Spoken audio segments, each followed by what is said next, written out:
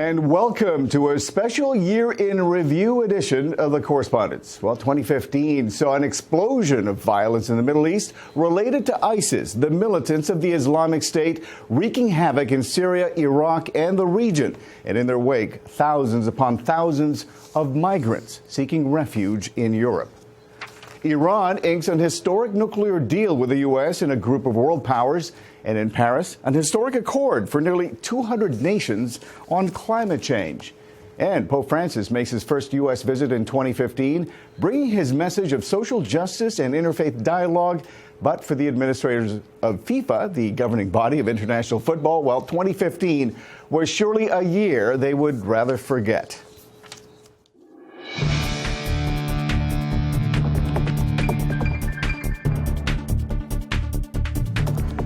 Hello, I'm Mil Arcega, and welcome to the Correspondents and our look back at the year that was in 2015. This is the Voice of America. Well, 2015, as you know, was a momentous year for the #1 terrorist group on the planet. In just 1 year, ISIS has managed to morph from a plague affecting Iraq and Syria to a scourge threatening people all over the world. Since June 2014, the self-proclaimed Islamic State has conducted or inspired at least 50 terrorist attacks in 18 countries, killing more than 1,100 people and injuring more than 1,700 others. ISIS now has the global attention it's been seeking with the United States, Russia, France, and Great Britain among the growing host of nations promising to wipe out the terrorist organization. And joining me now for more on the story of the militants who call themselves Islamic State, we have VOA national security correspondent Jeff Selden, who joins me in our Washington studio, and also for the coverage of the terrorist network and the wave of migration caused in large part by Islamic State's brutal tactics. We welcome senior VOA correspondent Luis Ramirez in our London bureau, and via Skype from Pakistan, Islamabad correspondent Aisha Tanzim. Welcome to all of you. Jeff, you've been covering this issue ever since they started. We first learned about ISIS back in 2014 after journalist James Foley was beheaded. Where did this group come from? They seem to have come out of nowhere. I mean, what can you tell us about the origins of this group? Well, to many in the West, it seems like they sprung out of the desert sands and became just this horrifying plague, wreaking havoc on especially the Iraqi armed forces, which took a lot of people, including the U.S. military, by surprise. But this is a group that had been there for some time. It's basically the evolution of what used to be known as al-Qaeda in Iraq, which was causing problems, and the U.S. military had to take it on while there was a greater presence in Iraq.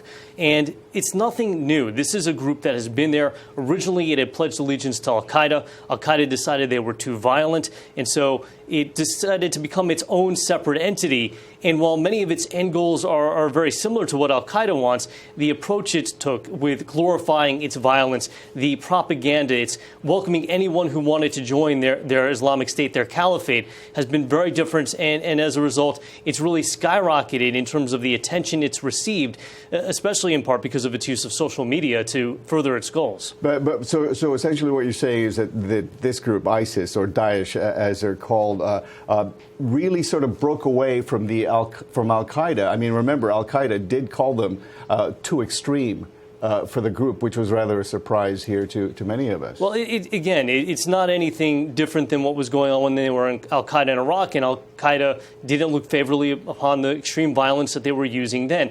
Al-Qaeda's approach has always been a more gradual one. It's been very selective about who it takes in. There was a great concern from al-Qaeda leaders, including Osama bin Laden, about the impacts of killing fellow Muslims when trying to attack the West and push the West out, in the eyes of al-Qaeda, Western crusaders, out of Middle Eastern territories, whereas the Islamic State group, or al-Qaeda in Iraq, has always been much more violent and much more welcoming of anyone who will fight. Their tactics are totally different from one another, aren't they? But Luis, let me get you into this conversation. Luis, you were White House correspondent at the time when we first learned about ISIS, but I remember President Barack Obama calling ISIS al-Qaeda's JV team. Did the White House, you think, underestimate the scope and power of this group? I don't think that would be a fair characterization. I think the Obama administration placed a great deal of priority on eradicating this group. Now, came under a great deal of criticism for not having what was viewed as a comprehensive strategy against the group, and certainly for not employing the kind of force that many, especially in Congress, would have liked to have seen employed against the group. The administration and the president made it clear early on that the strategy was one to deter, to downgrade, and ultimately destroy, ultimately eradicate the group. So it would not perhaps be a fair characterization to say it was not prioritized. It probably wasn't treated or approached with the type of strength that many in Washington would have wanted to see. Point well taken. Luis, Aisha, let's talk to you about this. What do you see as the biggest difference between al-Qaeda and ISIS? Is it one of ideology? Is it one of messaging or tactics, as Jeff Selden has tried to explain to us? I think Jeff put it correctly. The ideology is the same. The end goal is the same. The tactics and the way to approach the end, that end is very different. Remember, Al-Qaeda never held territory and never even tried to. Al-Qaeda's leader, Osama bin Laden, pledged allegiance to the then Taliban leader, Mullah Omar. Al-Qaeda's current leadership has pledged allegiance to the new Taliban leader, Mullah Akhtar Mansour, and we're talking the Afghan Taliban. So they never tried to hold territory. They never tried to create a caliphate. They saw that as something they should do in future after they've defeated the biggest enemy, which they thought was the U.S., and broken its back. Right. The other big difference between them is, apart from the violence and everything else, is Al-Qaeda didn't focus on other Muslims, even though it considered them wrong, didn't go after Shias and everybody else as strongly as ISIS does. ISIS considers anybody who doesn't adhere to a very strict literal interpretation of Sunni Islam as somebody they should go after. Of course, a major consequence of the Islamic State was the European migrant crisis, possibly the biggest mass migration of refugees since the Second World War. We're told an estimated 1 million people fled the war in Syria or fled crippling poverty in the Middle East and Africa. Luis Ramirez, of course, filed this report for us earlier this year. Let's have a look at that report. Migrants had been pouring into Europe for months, but these images of a drowned Syrian boy on a Turkish beach in September shocked the world and drew Western sympathy for those fleeing a worsening conflict in Syria. A gap in the fence between Serbia and Hungary saw thousands cross on a single day. Hungary, overwhelmed, put up a razor wire fence and in October closed its border. In Austria, the gateway to Western Europe, trains arriving from Hungary were met by applause. Young Austrian women welcomed the migrants and refugees with candy and cigarettes. Budapest's main train station was the focal point of the influx. Most there said their final destination was Germany or Sweden, where generous public assistance programs promised them a future. But signs of strain came quickly for Europe. Sweden introduced border controls. Germany's leader welcomed the migrants earlier, but that changed by year's end. We want to, and we will, reduce the number of refugees. 2015 ended with discussions on beefing up the borders, but Europe has no comprehensive plan on dealing with this tide of humanity, a phenomenon that leaders say is a test for the region. By VOA's London Bureau Chief Luis Ramirez, National Security Correspondent Jeff Selden, of course, is in our Washington studio, and Islamabad Bureau Chief Aisha Tanzim joins us on Skype. Luis, if this is in fact a test of Europe's ability to absorb refugees and deal with this crisis, how well are European leaders doing their job? There seems to be a lot of at least contrasting views on how to deal with these people. A great deal of disagreement. Here we are at the end of a turbulent year in that regard. 2015 is seeing, as I said in my report, no comprehensive plan. At the end of the year, leaders met in Brussels, European Union leaders met in Brussels. They discussed proposals, and foremost of those proposals to deal with this influx is the establishment of a border protection force of about 2,500 armed soldiers who would be dispatched to the outer borders of the European Union. That's in Eastern Europe, but certainly no agreement. Probably the most comprehensive, the most controversial of the proposals is for each member of the EU to do what proponents are calling a fair share, absorbing these people. The nations of Eastern Europe certainly are not on board with that. Right. It's Germany and France. Aisha, you've interviewed some of the refugees. I know I've been following your stories. Why do they tell you that they're leaving their homes? What are they hoping to find on the other side? Well, the fact is that until very recently, they thought there was not going to be the end to the war. The international community was so divided, with Russia and Iran on one side and U.S., Europe, and Saudi Arabia on the other side, that they thought the war was going to go on for decades and that they had no hope of staying back in Syria. And the fear was that we've seen like 1 million come out. There are like 7 million more displaced inside Syria, that they would also start coming out. Now, with the very recent unanimous resolution in the Security Council, there seems to be hope that the international community is coming together. Right. Maybe that will stem the flow of refugees, but they left because they felt hopeless. Very quickly, Jeff, you get the last word on this. What impact, if any, has this mass migration had on U.S. coalition efforts in security? Well, it's had a lot of impact on the concerns, hiding concerns. All along, though, there's been worry about the Islamic State sending some of its foreign fighters, those who have come from Europe, perhaps even those that have come from the U.S., back with a plan to create some havoc. And because of the situation with the open borders in Europe, that's always been a hiding concern. Is it possible that some of the migrants could actually be Islamic State fighters masquerading? Yes, it could, but it's something that they've been looking at all along, and it's a very difficult problem. It's definitely a story we'll be covering in 2016. Thank you, Jeff, Luis, and Aisha. We are taking a short break. When we come back, a look at some of the other major stories in 2015, the 195-nation Paris Climate Change Accord, and the Iran nuclear deal. This is The Correspondents on Voice of America.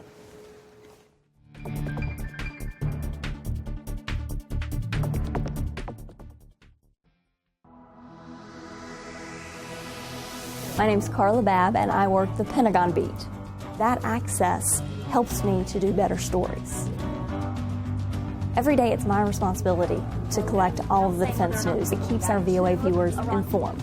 I get to travel all across the globe. Anything that's defense-related and how to protect and keep people safe, that's where I'll go. So it's never a dull moment at the Pentagon. My name is Carla Babb. This is my beat.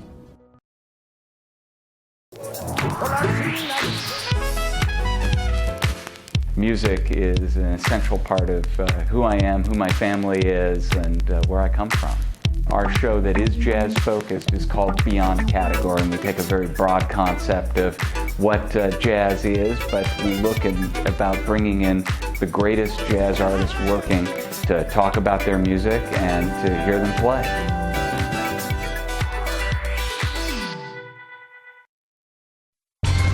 How do you see the world? I see countries in turmoil. I see our planet changing. I see people at peace. No matter how you see the world, you'll get an unbiased and uncensored view of it on Voice of America. On television, radio, online, and mobile.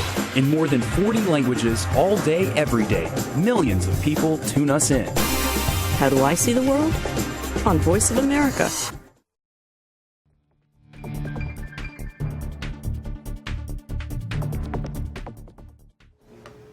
And welcome back to The Correspondents on Voice of America. In our 2015 Year in Review program, I'm Mil Arcega in Washington. Well, the climate change agreement reached in Paris this year on December 12th aims to cut greenhouse gas emissions around the world, an effort, of course, to avoid the most catastrophic impacts of global warming. Now, while many applaud the agreement as historic and well-intentioned, the response from others, including environmental activists and civil society groups, was that this agreement was simply not historic enough. VOA's Steve Baragona has more. After a lot of coffee and a lot of late nights, a climate agreement in Paris is in the history books. It's a big deal, says Oxfam America climate change manager Heather Coleman. This is the first time we've had a legal agreement with all countries at the table. It's truly amazing for those of us who have been working on climate change for a long period of time. The agreement aims for well below 2 degrees of global warming and recognizes 1.5 degrees as a better target. That's important for key ecosystems and vulnerable people, says Samantha Smith with the environmental group World Wildlife Fund. It's the Arctic, it's coral reefs, it's tropical forests, but not least, it's every person who is living on the Pacific Islands and in a coastal area. But the deal reached here will not get the world to 1.5 degrees. National plans submitted ahead of the conference would put the level of warming closer to 2.7 degrees, noted Greenpeace International Chief Kumi Naido. We have a 1.5 degree wall to climb, but the ladder isn't long enough. The emission targets on the table aren't big enough. For more on the Paris Climate Accord, we're joined by VOA Steve Baragona, who covered that event for us in Paris. We also have VOA London correspondent Luis Ramirez, who joins us again. And VOA State Department correspondent Pam Dawkins is also here with me to talk about a different international accord, the Iran nuclear deal. We'll talk about that in just a moment. But first, Steve, I want to talk to you about this Paris Agreement. We have had climate change agreements in the past. In fact, there was a Kyoto Protocol prior to this, I believe 1997.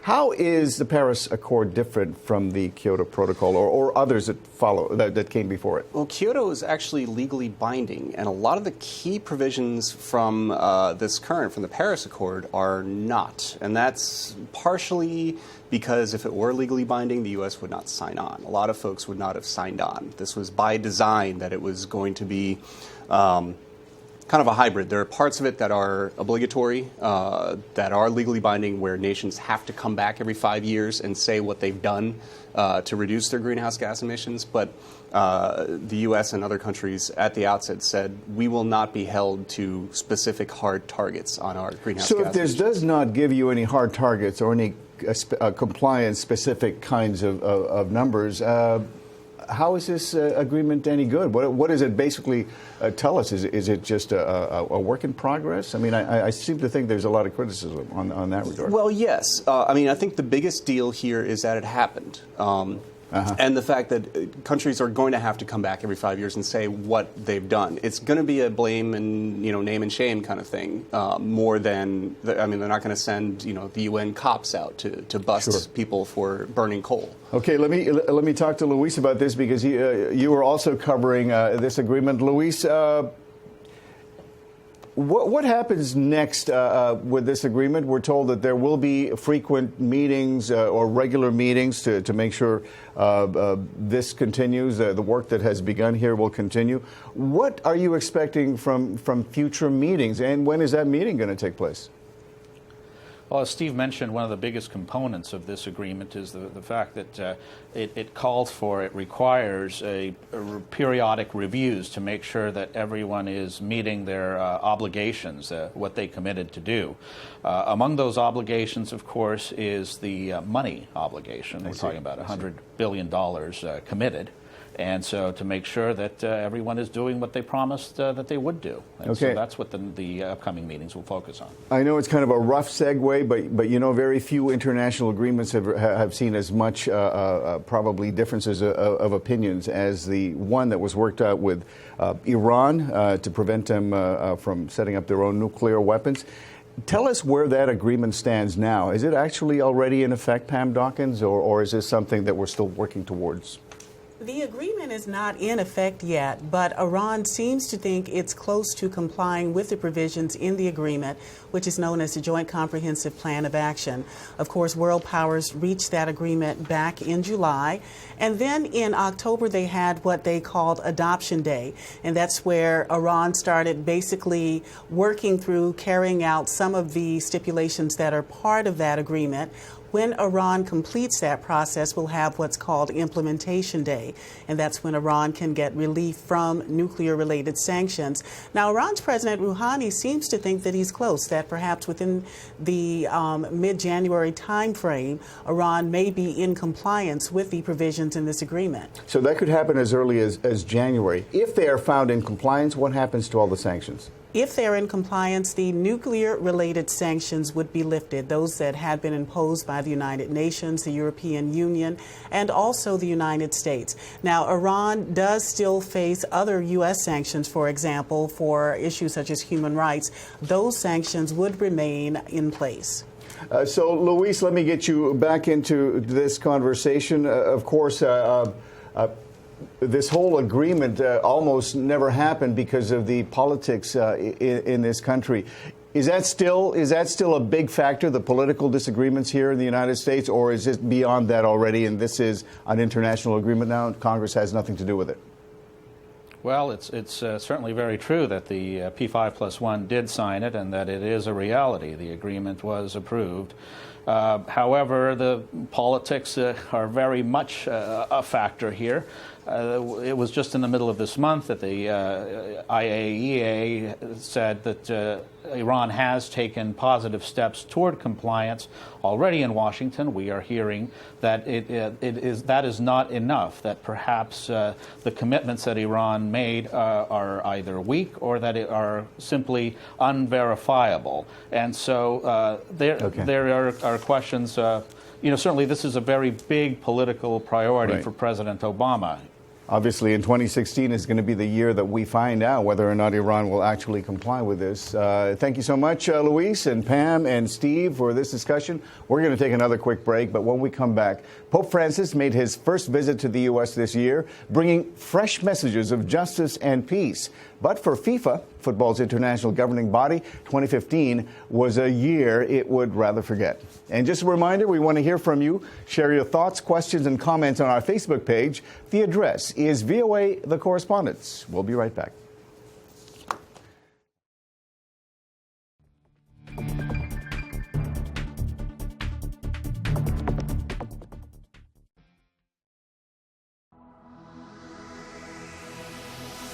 I'm Jim Malone, and I work the political beat.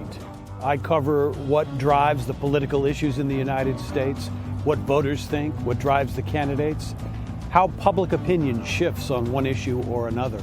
It keeps you in touch with the American people and where they want the country to go. It's a great way to get a window on what's happening in the United States. I'm Jim Malone, and my beat is U.S. politics.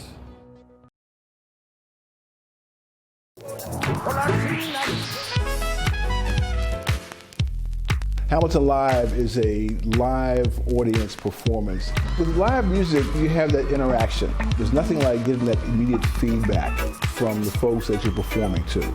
They feel it and they respond back to you. You see it in their eyes. You know that you're connecting with them. Like if any form of communication, it's that response that you get back.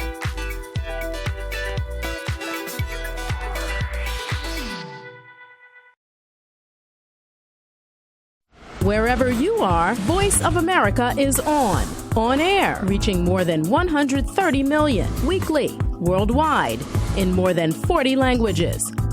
Online, social media, and breaking news from around the world. On the go, dozens of new features on popular platforms with new apps and trending topics. Voice of America, on air, online, on the go.